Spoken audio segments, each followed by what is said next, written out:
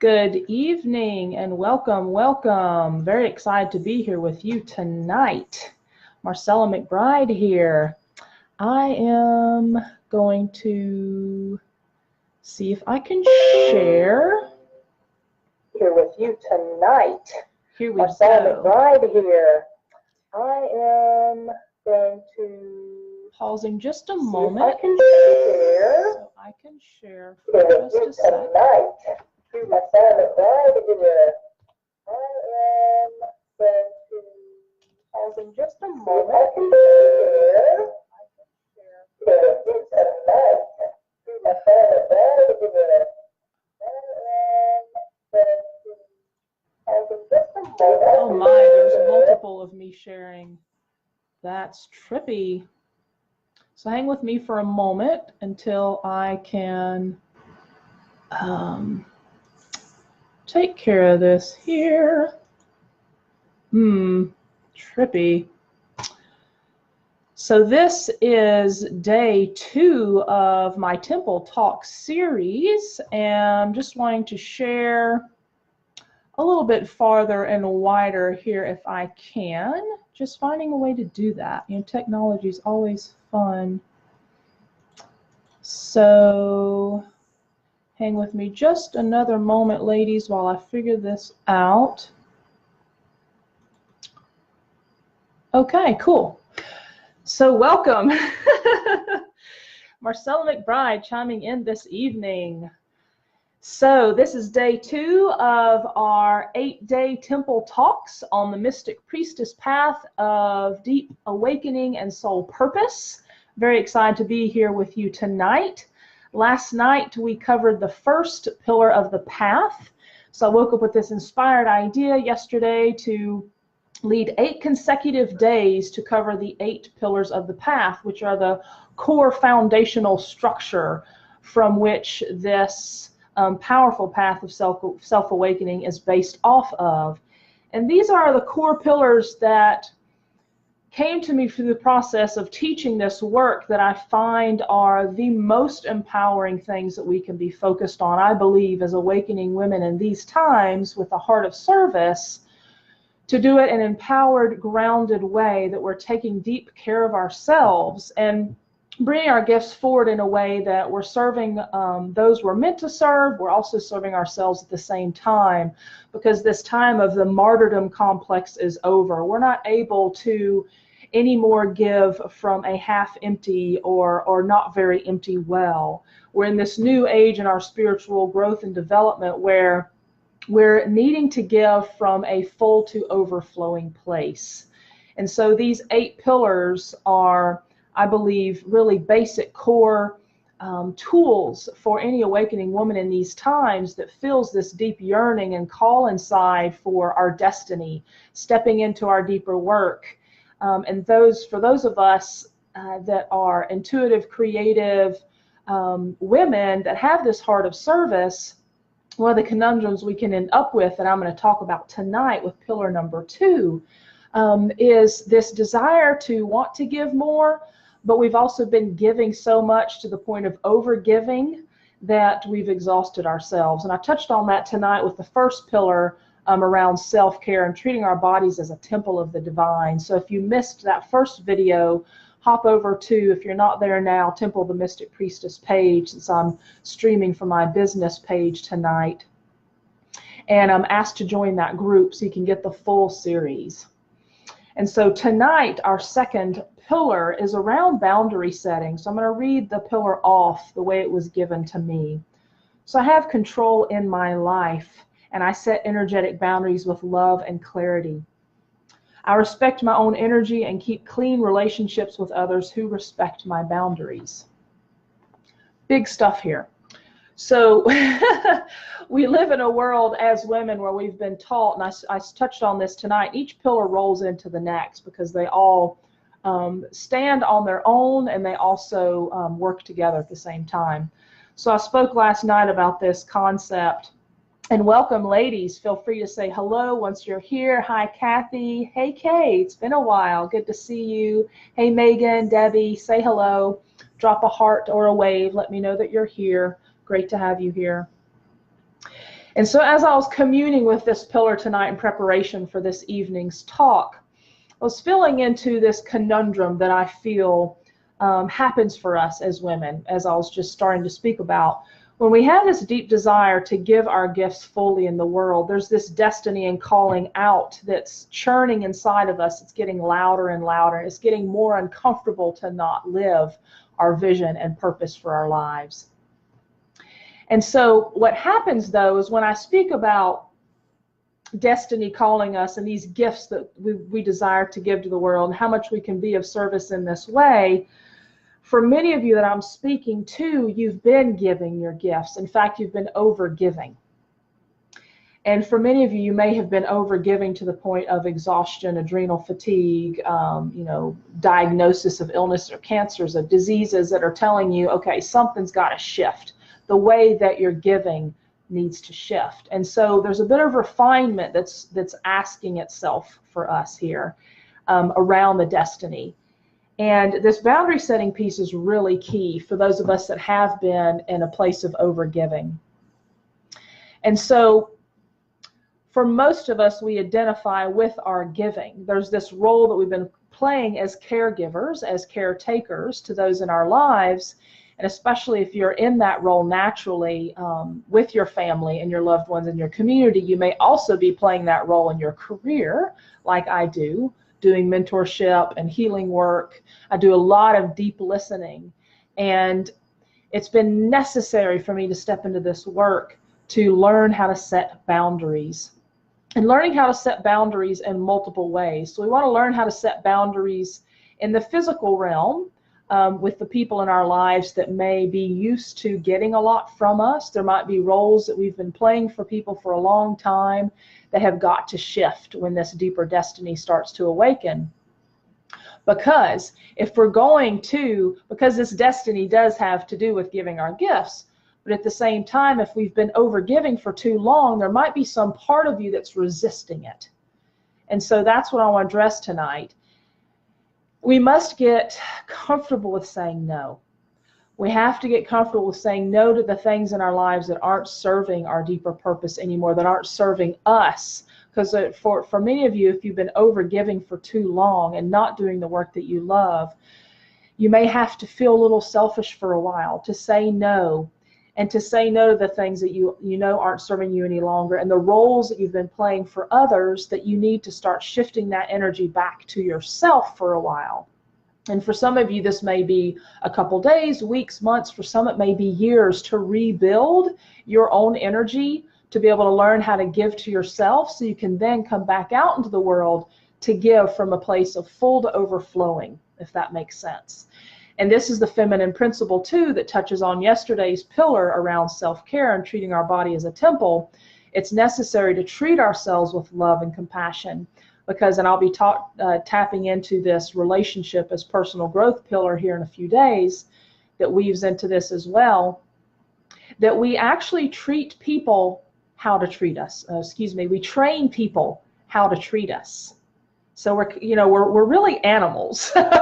If we think about how we train an animal, for example, a dog. So we think about how we train a dog to, have good behavior and using treats to do that. If we can kind of simplify our own mental constitution for a moment and think, what if we could learn to train ourselves to treat ourselves with more love and compassion, therefore treating those in our lives to treat us with more love and compassion? But we can't expect them to automatically know how to treat us if we've never told them. And if we're not showing them through our own actions of how we treat ourselves, they're just going to keep by default treating us the way they've been treating us because that's what it's kind of been working for them until it's not working any longer. So it's really our responsibility to say, what's working well here, what's not, what roles am I playing in my life that are not serving me any longer? And you might say, well, how do I know that? So here's a good way to determine if there's roles that you're playing that you feel resentful in. That is huge clue number one, because we don't want to be playing roles where there's resentment because the other person feels that, and it sets up an unhealthy pattern in our relationships. So that would be clue number one, to assess. And if you want to take this as an opportunity tonight from this as a follow-up piece to work with, I encourage you to do so. Take an opportunity to journal after this, all the roles that you're playing in your life, with your children, with your family of origin, your parents, your brothers and sisters, aunts and uncles, roles in your church or your community, clubs that you may be involved in. If you're a business owner, all the multiple ways that we're involved in our businesses, the roles that we're playing. It was a huge wake-up call for me when I started to get resentful working on things in my business I didn't want to be doing anymore because it's not my genius. I love to teach. I love to lead groups. I love to talk about this stuff. This is my passion. This is what I want to be focused on. So it took that wake-up call, making me like kind of ticked off the next time I needed to sit down and put together an invoice and, you know, whatever the admin back-end parts of my business that I was doing, that it was finally time to hire out for, so I could fully focus on being of service with my deeper gifts, which is teaching this path. So take that opportunity after this temple talk tonight to journal out what are all the roles that you're playing, and just tune in for a moment. Doesn't have to take a long time. I recommend at least about 15 minutes if you can. Think about each role that you're playing and tune in. Am I being fed by this role? Does this role feel good to me? Do I love playing this role? And if not, how can I be honest with myself first about it? That can be a big part of the journey, numero uno, to figure out and to come to terms with. And then the next piece would be, how can I communicate to the people involved in this role that it's time for me to let it go, or at least it's time for me to pull back the amount that I'm focused on it, so I can shift my focus into what I really want. Because you're in the driver's seat of your life. This is the only one you got in this earth suit. And so we can't really blame anyone else for the roles we've put ourselves into, and we can't expect it to change until we're willing to make the change. So this is a really great opportunity for you to sit down and think through this and think, what are some action steps I can take around this? And this is why this 9-month immersive process that I lead, that's getting ready to start in a couple of weeks, that's why we spend 9 months on these. And each pillar we spend a whole month on. And that's still just a toe dip. For many of us that are just starting to learn these concepts for the first time, these are life skills. These are life skills that I wish we would have learned in school. And why I believe temples are returning, in my big vision of creating a global network of temples to bring this work back. This is core life skills that can be put in your toolbox to utilize anytime you need them, and really life-changing. And so that's around the concept of boundaries with the physical realm. Okay. So let me hop over here to make sure that my tech is still running. Yes, it is. All right, awesome. Sounds good. So the other piece that I want to tap into tonight around the boundary setting is that in the spirit realm. So this is a way, also, this is something that we don't really talk about in our culture because people, have a lot of judgment around it. Our natural spiritual healing gifts, for many of us, we're empathic. We feel what others feel. And that's a whole other aspect within itself for boundary setting with the people in our lives. We also want to learn how to set boundaries with the spirit realm. So if you're gifted and psychic and perhaps spirits communicate with you, or you notice the presence of spirits more than others may notice, then this is something that we also need to get good at setting boundaries with as well. Because if you have these natural gifts and skills, and I sense that if you're not you haven't fully stepped into them and utilizing them regularly, you may also feel that conundrum, that push-pull experience of, well, I know I have the gift. I know a lot of women have completely rejected it because they didn't know how to work with it. But I believe if we have the gift, we're actually meant to share it. And so there is a way to work with the spirit realm by setting energetic spirit boundaries, so we're not inundated with information all the time, and we're not having these spirits talk to us regularly. And you can decide, because ultimately you're in the earth suit, they're in the spirit realm, so we get to decide. It's like we have free will. if we're given a destiny and a deeper purpose, but we have to choose it for it to be activated, for all the perfect people, resources, and circumstances to align for our deeper work to come through. We must choose it.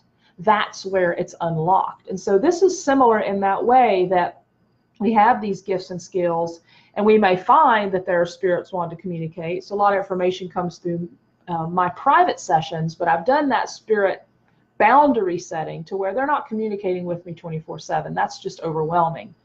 And so if you're one of these women that has this gift and skill, there is a way to navigate setting that boundary.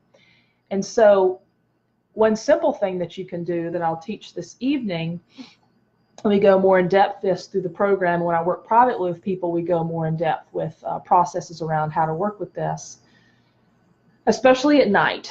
So nighttime, it can be a challenging time for people that have a are very open psychically, and the veil is the thinnest at night. So that's when a lot of spirits become active.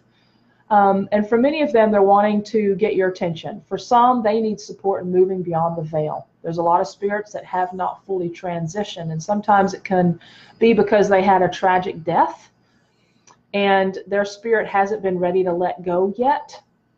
And so for some of you, you have the gift and skill to help them move on. And it really is a gift if you learn how to work with it. And for some of you, you may just sense the presence of spirits. They're not necessarily communicating with you, but you may sense them, and it may be your gift to be able to teach others how to work with that gift, for example.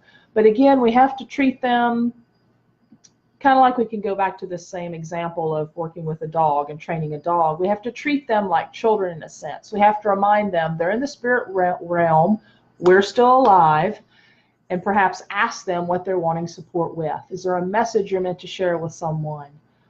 Do they need support in moving on? Asking those like discernment questions, and realize you're in the power seat here. There's nothing, I believe, that can happen to you unless we let it happen. And so this is super important in building. Not everybody believes that, but I do believe that when we're in the physical realm, ultimately we have control. And so that's the bringing back this concept of boundary setting around having control in our lives. And it's also another conundrum, because we want to learn how to be the vessel for our work to come through, and to have a deep relationship with the divine source of all creation called God, Goddess, whatever works for you. And we also are the ones that have free will and have choice. So remembering that. And so the last piece of boundary setting that I want to share, so we have the spirit energetic realm and we have the physical realm as well, is we also have to learn how to set boundaries with ourselves. And so because we're the divine source of our creation, we're the one creating our lives, ultimately it's up to us in the end. That it's actually important for us to have agreements with ourselves that we honor. And so this gets into a whole other deeper layer of the human psyche. What are those agreements that we've given to ourselves that we haven't seen to fruition? What are the promises that we've given to ourselves at times that we haven't held true? And so this is a really big wake-up call too for us to walk fully in integrity with ourselves, is to learn how to set boundaries with ourselves and then sticking to them. And that could look like, that toxic relationship that needs to be ended, and you haven't done the work to actually end it. And so in a sense, the life force that relationship is taking is keeping you drained, and also keeping you distracted from focusing on what's really important in your life. And I would say in this context, your deeper purpose and destiny. So just giving that as an example tonight. See if there's any truth in that for you. And if it's not specifically a toxic relationship, some type of toxic circumstance that is taking your life force, that is time to let go of. And one of the processes we go through the 9-month immersive process, and I do this with private clients too, is to tune into all the relationships in our lives, check into them energetically, which ones are fully serving, which ones are equal balance of give and take, and which ones are only taking. And what can we do to rebalance those relationships to make them healthier, so we can come from a grounded, centered place to do our sacred work and to be supported in doing it. So, big topic tonight around boundary setting. Super important for us as spiritual, heart-based, visionary women for us to get this piece, because we are the ones that are creating it ultimately, and we are the ones that must decide to make the change and stick to it. So take that opportunity this evening now to journal if you can allow yourself to have that time, because these 8-day talks are going to go quickly. They're consecutive, so make the most of them by taking the activity that comes through to really anchor in and make the most of this teaching tonight. So sit down after this if you can, at least 15 minutes, if not more. Light a candle of intention if you would like, communing with the candle here on my altar tonight. And just take that opportunity, you know, what are those relationships and situations in my life that may need some focus of attention, that are taking too much energy, and am I willing to make some shift, and what could that look like if I did? So hang tight for pillar number 2 tomorrow night, once again, 8 o'clock EST. Hope you got some juicy nuggets tonight. Very excited to be here with you. Loving these temple talks. I'm like so excited every day getting ready for them. So feel free to invite any sisters that you may feel drawn that would love these temple talks. Invite them to the Temple Ladies. And if you're seeing this through my business page, hop over to Temple of the Mystic Priestess group. It's a closed group where you'll get to catch all of these temple talks up until next Temple Tuesday, the 18th will be the last one. If you're feeling the call to explore this path of deep self-awakening and soul growth, 9-month immersive process of an initiatory rebirthing process for women, reach out to me. I have a couple of spots left. If this is your year to jump in, I'd be honored to support you in it. So much love and blessings for now. Ta-ta. Rest well.